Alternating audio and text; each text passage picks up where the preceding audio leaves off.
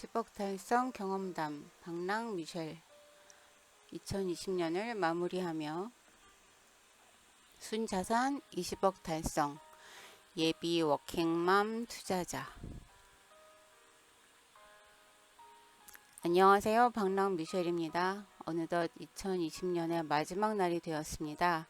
한 해 마무리와 2021년 잘 준비하고 계신가요? 많은 분들에게 2020년은 잊지 못할 한 해가 될 것 같습니다. 코로나로 정말 많은 변화가 있기도 했고 부동산 규제도 더욱 강화된 한 해이기도 했죠. 2020년은 이러한 외부 상황뿐만 아니라 제 삶에도 다양한 변화가 있었습니다. 첫 번째, 순자산 20억 달성. 월급쟁이가 10억을 달성하는 4단계 방법. 안녕하세요, 박랑 미셸입니다. 오늘은 저의 10억 달성 성공담을 여러분들과 함께 이야기 나누고 싶어 글을 올려드립니다 라고 올해 초 순자산 10억 달성 경험담을 작성했었는데, 얼마 전 자산 현황을 파악해 보니 1년 동안 자산이 많이 늘어나 있었습니다. 제가 처음 투자를 시작했던 5년 전 대비 10배 정도 자산이 늘었는데요. 5년 전 열반스쿨을 처음 수강할 때 제가 정했던 노후자금 목표가 20억이었는데 이렇게 빠른 시일 내에 목표점에 다다를 것이라 생각하지 못했습니다. 그동안 수도권과 지방에 잘 심어두었던 나무들이 올해 무럭무럭 자라났기에 가능했다 생각합니다. 10억을 달성했을 때는 앞으로 20억, 30억까지 자산을 만들어 가고 싶다는 목표가 있었습니다. 20억 이상 자산을 만들면서 저에게 일어난 가장 큰 변화는 얼마의 자산을 더 쌓고 싶다는 수치적인 목표가 크게 중요하지 않다는 것입니다. 물론 앞으로도 계속해서 투자를 하고 투자자의 삶을 살아가겠지만 5년 동안 해왔던 방법과 노력이라면 자연스럽게 자산은 늘어갈 것이라는 확신이 생겼기 때문입니다. 즉, 제가 가고 있는 지금의 방향과 하루하루의 노력이 맞다는 확신이 있기에 결과보다 과정 자체를 즐기며 더욱 행복한 투자자의 길을 가고 싶습니다. 2021년에도 저는 변함없이 임장, 독서, 강의 수강, 실전 투자를 꾸준히 이어가는 과정을 통해 2020년보다 더욱 성장한 투자자가 되어 있을 겁니다. 두 번째, 예비 워킹맘 투자자.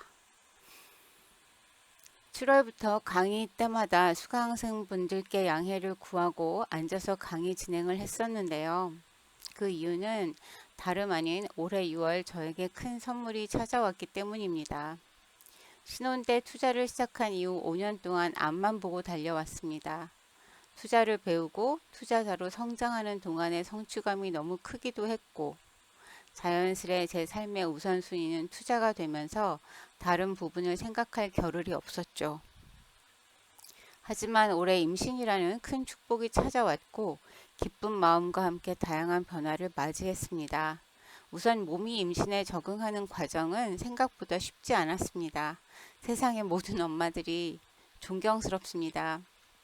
또한 투자자로서 임장하고 하루하루를 바쁘게 보내는 삶에 익숙해져 있다 보니 몸의 컨디션과 상황을 가장 먼저 신경 써야 하는 것이 속상하기도 했습니다. 그러다 문득 왜 내가 이전과 비교해서 할 수 없는 것에만 집중하고 있지? 라는 생각이 들었습니다. 임장을 이전처럼 갈 수 없다. 현장에서 이전처럼 더 활발히 활동할 수 없다. 늦게까지 일정을 진행할 수 없다. 컨디션이 좋지 않으면 쉬어야 한다. 이런 생각을 하다가 할 수 없는 것이 아니라 지금 상황에서 더 할 수 있는 것이 무엇일까 고민을 해보았습니다. 임장은 이전처럼 많이 갈 수 없지만 이미 만들어진 앞마당에서 시세 트래킹을 하고 전화 임장을 할 수 있다. 현장에서 보내는 시간이 줄어들겠지만 그 시간을 독서와 강의 수강 등을 통해 투자 실력을 늘릴 수 있다. 늦게까지 일정을 진행할 수 없지만 주어진 시간을 최대한 중요한 일들 위주로 활용할 수 있다. 컨디션이 좋지 않으면 쉬어야 하지만 좋은 컨디션을 가지기 위해 식사와 운동을 더 챙길 수 있다. 할 수 없는 것이 아니라 할 수 있는 것을 나열해보고 투자를 시작한 이후로 이렇게 독서, 전화임장, 강의 수강 등을 통해서 실력을 다질 수 있는 시기가 또 있을까 싶을 정도였습니다. 그래서 읽고 싶은 책 100권의 리스트를 작성하고 독서에 집중했고, 수도권과 지방 중에서 임장을 다녀온 곳은 시세 업데이트 및 전화 임장 위주로 임장을 다녀오지 못한 곳은 입지 분석과 사이버 임장 등을 통해 지역에 대해서 알아가고자 했습니다. 그러한 노력 덕분에 임신 기간에도 50권의 정도 되는 책을 읽었고 실전 투자도 3채 진행할 수 있었습니다. 투자 공부를 시작한 많은 여성분들도 임신이 두렵다는 이야기를 듣습니다. 아마도 제가 처음 느꼈던 것처럼 제가 이전과 대비해서 할 수 없는 것에 많은 걱정을 하기 때문일 겁니다. 임신 기간과 회복 기간을 포함하여 최소한 15개월 정도가 필요하다고 했을 때 그 기간은 짧다면 짧고 길다면 길 수 있습니다. 하지만 아이가 주는 기쁨, 더 행복한 가족을 만들어가는 과정은 그 무엇과도 바꿀 수 없으며 이 과정에서 당장 내가 할 수 없는 것이 아니라 할 수 있는 것에 집중하며 노력해가는 것이 중요하지 않을까 생각합니다. 실제 출산을 하고 나면 육아와 투자, 이를 병행하기 더 쉽지 않을 것이라고 선배 워킹맘 분들이 말씀하십니다. 이전보다 챙겨야 할 것들이 많고 체력적으로 쉽지 않고 제 마음 같지 않은 상황도 훨씬 많을 것입니다.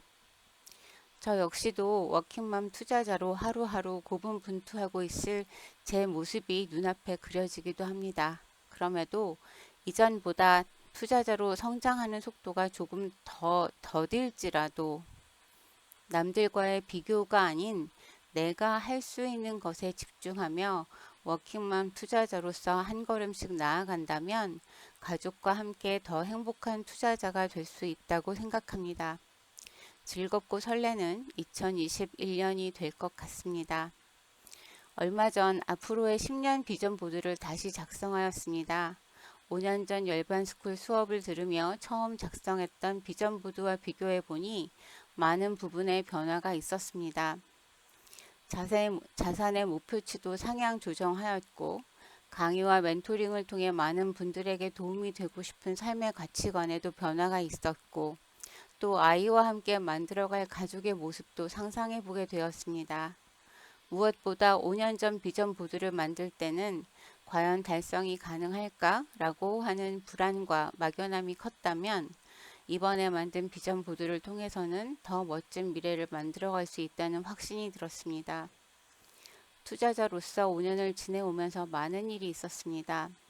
그리고 사실 처음 시작할 때 저는 느림부 투자자였습니다. 실력이 늘지 않아 답답하기도 하고 저평가된 투자가 어떤 것인지 이해하는데 1년이 넘는 시간이 걸렸으니까요. 그럼에도 여전히 투자자의 길을 걸어가고 있고 더 나은 미래를 꿈꿀 수 있는 것은 느리더라도 포기하지 않고자 했기 때문이라 생각합니다.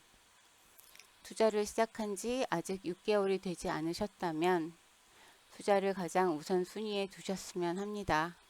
남들보다 조금 느려도 내가 스스로가 조금 답답해도 그렇게 묵묵히 6개월, 1년이라는 시간을 보내야 투자를 조금 알게 됩니다. 그리고 투자를 시작한 지 1년이 넘으셨다면 이제부터는 100m 달리기처럼 빨리 가는 것보다 긴 마라톤처럼 완주하는 것이 더 중요한 시기입니다. 종잣돈의 부족, 배우자의 반대, 회사의 바쁜 업무 등 투자하기에 100% 완벽한 시기는 없지만 그럼에도 포기하지 않고 나아가고자 하는 오늘의 하루가 1년 후, 3년 후, 5년 후에 더 멋진 삶을 우리에게 선사해 줄 것이라 확신합니다.